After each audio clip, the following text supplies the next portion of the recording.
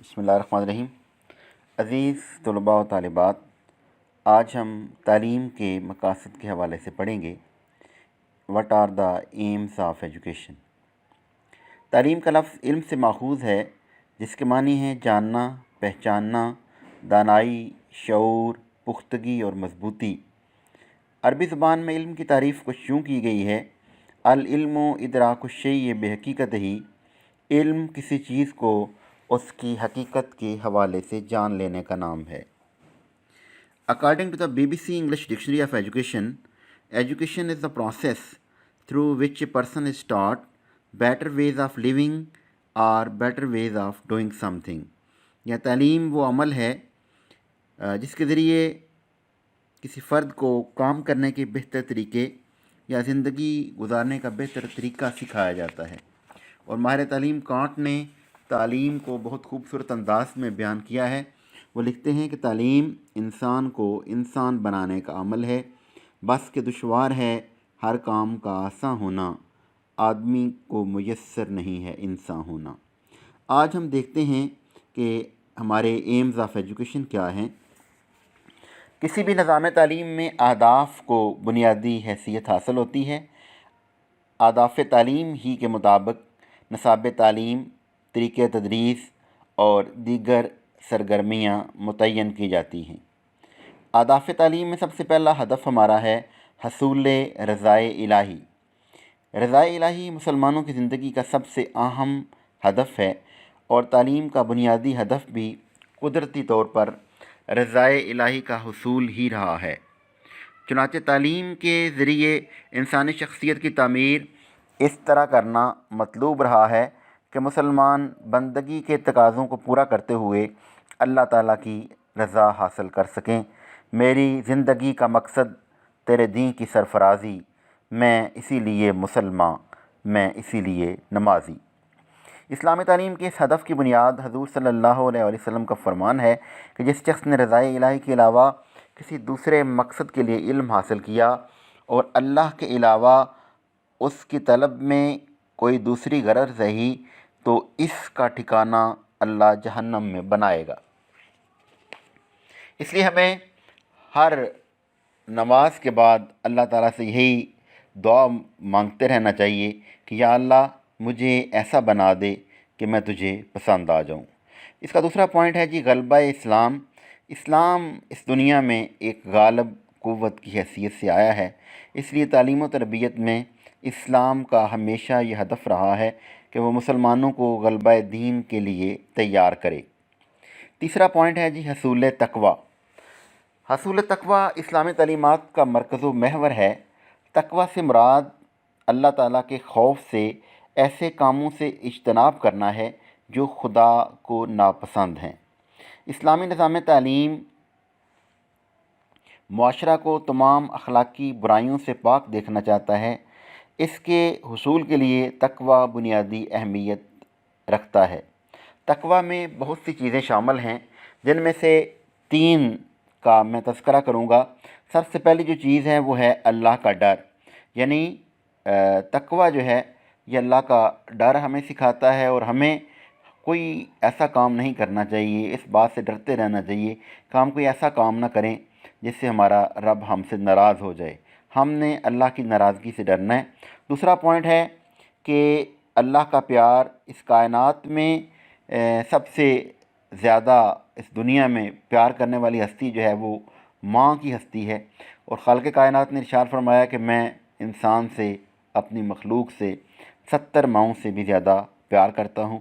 اور جب اللہ ہم سے پیار کرتا ہے تو اللہ تعالیٰ نے ہمیں بے شمار نعمتیں دی ہیں، تو ہمارا بھی یہ فرض بنتا ہے کہ ہم بھی اپنے رب سے پیار کریں۔ اور تیسری بات جو ہے وہ ہے تقویٰ میں جو شامل ہے وہ ہے اللہ سے اچھی امید۔ لا تقنطوا من رحمت اللہ، حالات بدل جائیں، اچھے ہوں یا نہ ہوں، کسی بھی حالت میں ہمیں اللہ سے نا امید نہیں ہونا، اور اللہ تعالیٰ سے ہمیشہ اچھی امید رکھنی ہے۔ اسلام کی تمام عبادات کا مقصد تقویٰ کا حصول ہی ہے۔ اب ہم دیکھتے ہیں قرآن مجید میں اس بات کا تذکرہ کس انداز میں کیا گیا ہے۔ قرآن مجید میں ارشاد باری تعالیٰ ہے وَأَقِیمُوا الصَّلَاةَ وَاتَّقُوهُ، اور نماز قائم کرو اور اللہ سے ڈرو۔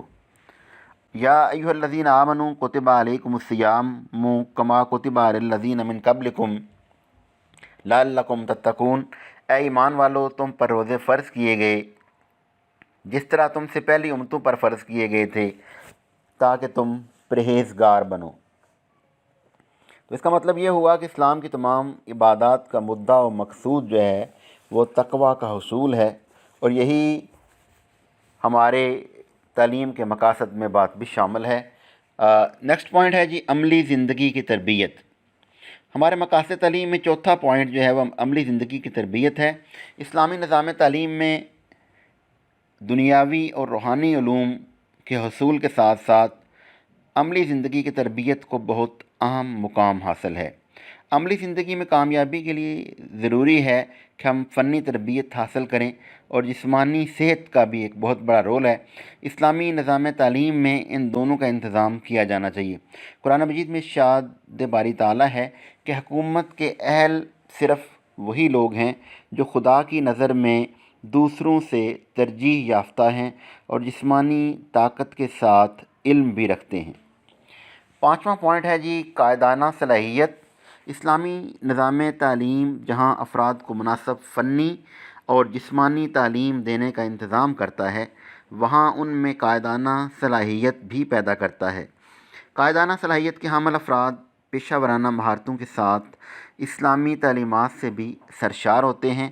تاریخ عالم گواہ ہے کہ دنیا اسلام نے حضرت محمد صلی اللہ علیہ وآلہ وسلم، حضرت عمر فاروق رضی اللہ تعالیٰ عنہ، حضرت خالد بن ولید رضی اللہ تعالیٰ عنہ، حضرت علی شیر خدا رضی اللہ تعالیٰ عنہ، صلاح الدین ایوبی اور محمود غزنوی جیسے قائد پیدا کیے جنہوں نے اپنی سیرت و کردار اور کارناموں سے نئے باب رقم کر دیے ہیں۔ لیڈر کون ہوتا ہے؟ A leader is a person who knows the way, who goes the way, who shows the way. اس کا مطلب یہ ہے کہ لیڈر خود بھی راستے کو جانتا ہے، وہ خود راستے پہ چلتا ہے اور لوگوں کو صحیح راستے پہ چلاتا ہے۔ اور ڈاکٹر علامہ محمد اقبال نے اپنے ایک شعر میں لیڈر کی 3 خصوصیات کو بہت خوبصورت انداز میں بیان کیا ہے۔ وہ لکھتے ہیں کہ نگاہ بلند، سخن دل نواز، جان پرسوز، یہی ہے رخت سفر میر کارواں کے لیے۔ یعنی تعلیم کا مقصد جو ہے اس طرح کے لیڈر پیدا کرنا ہے کہ جن کی نگاہ بلند ہو۔ نگاہ بلند لیڈر کی ہوتی ہے اور وہ بہت دور تک دیکھتا ہے۔ سخن دل نواز، جب وہ بات کرتا ہے تو اس کی بات دل میں اتر جاتی ہے۔ اور جان پرسوز، اس کے اندر ایک لگن ہوتی ہے اپنی منزل تک پہنچنے کی۔ جب تک اس کو وہ منزل نہیں مل جاتی، نہ وہ خود چین سے بیٹھتا ہے اور نہ اپنے ساتھیوں کو چین سے بیٹھنے دیتا ہے، وہ اپنی منزل کے حصول تک ہمیشہ پرعزم رہتا ہے۔ تعلیم کے مقاصد میں چھوٹا مقصد جو ہے وہ سیرت و کردار ہے۔ سیرت نہ ہو تو آرزو و رخسار سب غلط، خوشبو اڑی تو پھول فقط رنگ رہ گیا۔ اسلامی نظام تعلیم میں کردار سازی کو بہت اہم مقام حاصل ہے۔ It is the beauty of character which makes a man noble and great. کوئی بھی انسان عظیم نہیں ہوتا، اس کا کردار اسے عظیم بنا دیتا ہے۔ سیرت و کردار جیسی اقدار سے فرد کی شخصیت کی متوازن اور مناسب تشکیل ہوتی ہے۔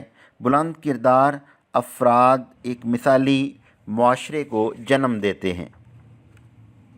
قرآن و حدیث میں بھی اخلاق و سیرت کی تعمیر پر بہت زور دیا گیا ہے۔ اللہ تعالیٰ نے انسانوں کی اخلاقی تربیت کے لیے دنیا میں 1,24,000 پیغمبر بھیجے۔ سورۃ المائدہ میں ارشاد ربانی ہے وَتَعَاوَنُوا عَلَى الْبِرِّ وَالتَّقْوَىٰ وَلَا تَعَاوَنُوا عَلَى الْإِثْمِ وَالْعُدْوَانِ، اور نیکی اور بھلائی کے کاموں میں ایک دوسرے کی مدد کیا کرو، اور گناہ اور زیادتی کے کاموں میں ایک دوسرے سے تعاون نہ کیا کرو۔ 7واں پوائنٹ ہے جی جذبہ عمل۔ اسلامی نظام تعلیم کا ایک اہم مقصد طلباء میں جذبہ عمل پیدا کرنا ہے، کیونکہ عمل کے بغیر علم بے مقصد ہوتا ہے۔ بقول اقبال، عمل سے زندگی بنتی ہے جنت بھی جہنم بھی، یہ خاکی اپنی فطرت میں نہ نوری ہے نہ ناری ہے، اور بے عمل دل ہو تو جذبات سے کیا ہوتا ہے، دھرتی بنجر ہو تو برسات سے کیا ہوتا ہے عمل لازمی تکمیل تمنا کے لیے، ورنہ رنگین خیالات سے کیا ہوتا ہے۔ اسلام نہ صرف ایک مذہب ہے بلکہ مکمل ضابطۂ حیات ہے۔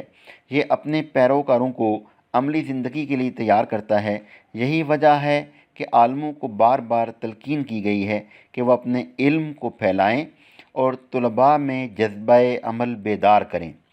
حدیث مبارکہ ہے کہ قیامت کے روز ایسے عالم کو سخت عذاب ہوگا جو اپنے علم سے فائدہ نہیں اٹھاتا اور جس کے علم سے دوسروں کو فائدہ نہیں ہوتا۔ تعلیم کے مقاصد میں ایک بہت بڑا مقصد جو ہے وہ خود شناسی بھی ہے کہ من عرف نفسہ فقد عرف ربہ، جس نے اپنے آپ کو پہچان لیا گویا اس نے اپنے رب کو پہچان لیا۔ خود شناسی کا مفہوم اپنے آپ کو پہچاننا ہے۔ اپنے آپ کو پہچاننے سے مراد یہ ہے کہ انسان کو اس حقیقت کا ادراک ہو کہ وہ اشرف المخلوقات ہے، اسے یہ احساس ہو کہ وہ ساری کائنات سے ممتاز ہے، اس میں بے پناہ صلاحیتیں ہیں جنہیں بروئے کار لا کر اسے پوری انسانیت کی فلاح کے لیے کام کرنا ہے، خدا کے احکامات اور اسلام کے اصولوں پر چلنا ہے۔ علامہ محمد اقبال نے خود شناسی کو خودی کے روپ میں پیش کیا۔ بقول اقبال، خودی کی جلوتوں میں مصطفائی، خودی کی خلوتوں میں کبریائی، زمینوں آسمانوں کرسیوں عرش، خودی کی زد میں ہے ساری خدائی۔ قرآن و حدیث میں جگہ جگہ انسان کو خود شناسی کی تلقین کی گئی ہے، اس لیے اسلامی نظام تعلیم کے مقاصد میں خود شناسی کو بہت اہمیت حاصل ہے۔ تعلیم کے مقاصد میں ایک مقصد جو ہے وہ مساوات بھی ہے کہ اسلامی نظام تعلیم کا بنیادی مقصد مساوات اور انصاف کی بنیاد پر ایک فلاحی معاشرے کا قیام ہے۔ مساوات سے مراد یہ ہے کہ تمام افراد کو تعلیم حاصل کرنے کے یکساں مواقع فراہم کیے جائیں۔ اسلامی نظام تعلیم کا مقصد تمام طبقاتی امتیازات سے بالا تر ہو کر سب کے لیے ایک جیسے تعلیمی ادارے قائم کرنا ہے۔ اسلام بین الاقوامی عدل و انصاف کا حامی ہے۔ قرآن مجید میں ارشاد ہے کہ کسی گروہ کی دشمنی تمہیں اتنا مشتعل نہ کر دے کہ تم انصاف نہ کرو، عدل کرو، یہ تقویٰ سے قریب تر ہے۔